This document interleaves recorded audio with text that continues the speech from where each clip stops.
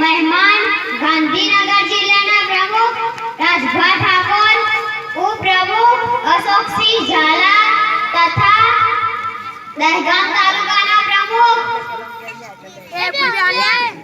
અશોકસિંહ તેમજ તાલુકાની ટીમ આપણા ગામના આંગણે પધારેલ સરપંચ સાહેબશ્રી, આગેવાનો, બહેનો, ભાઈઓ અને બાળકો, હું કિંજલ મકવાણા સર્વને નતમસ્તક વંદન કરું છું અને શબ્દરૂપી પુષ્પોથી સ્વાગત કરું છું। ગુજરાતમાં સૌથી વધારે વસ્તી ધરાવતો ગુજરાતના ચારે દિશાઓમાં ખેતી મજૂરી કામ કરી પોતાનું જીવન ગુજારતો અને જીવન જીવવાની આગવી શૈલીથી ઓળખાતો સમાજ એટલે કે ઠાકોર સમાજ। આપણે જાણીએ છીએ કે અત્યારે ચારે બાજુ જમીનોનો ફુગાવો ચાલી રહ્યો છે। 2% દલાલી માટે ખોટા દસ્તાવેજો બની અને ધન જમીનો વેચાઈ રહી છે।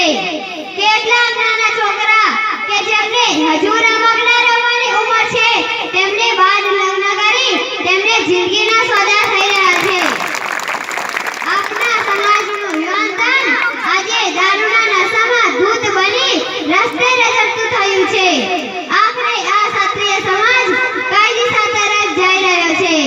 કોણ સમજાવશે કે તું શું હતો ને શું બની ગયો છે? આખરે આ આધુનિક યુગમાં ઠાકોર સમાજને કોણ યોગ્ય દિશા બતાવશે? માનો કે ના માનો, પણ જમાનો હતો આનપાન અને ક્ષત્રિયતાનો અને આજે જમાનો છે ટોપી બાજુને ટોપી પહેરવાનો। મજબૂત નહીં પણ મજબૂર બની 100 રૂપિયાની દાઢી કરવાનો।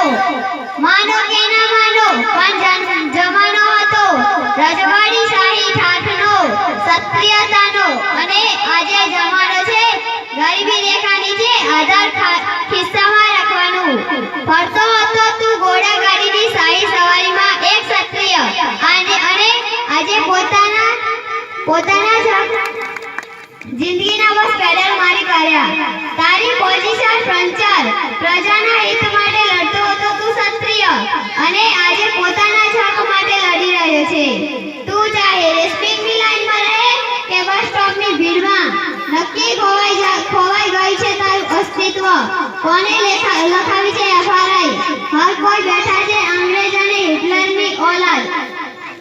અંગ્રેજને ખબર હતી કે ભારત પર રાજ કરવું હોય તો ક્ષત્રિયોના નાના મોટા રજવાડોની એકતા તોડવી પડશે, એટલે કે એમને અપનાવી ક્રૂરનીતિ અને શતરંજના પેડા બનાવ્યા। રાજાઓ અંદર લડી મળ્યા, ખેલ ખતમ, સત્તા હજમ। તીર પત્તીની બાજીમાં જેમ ગુલામની કોઈ કિંમત નથી હોતી તેમ આપણા જ દેશમાં આપણી જ કિંમત ના રહી। અસ્તવ્યસ્ત થઈ ગયું। વર્ષ બાદ સન 1947 15મી ઓગસ્ટના દિવસે આઝાદ થયો ભારત દેશ અંગ્રેજની ગુલામીમાંથી, પણ ક્ષત્રિય સમાજ તો જાણે ગુલામ જ બની રહ્યો। ક્ષત્રિયોનું ઉકળતું લોહી આજે શરીરમાંથી જી ગયું। ઇતિહાસ બનાવતા ક્ષત્રિયો આજે ઇતિહાસના પાના પણ વાંચી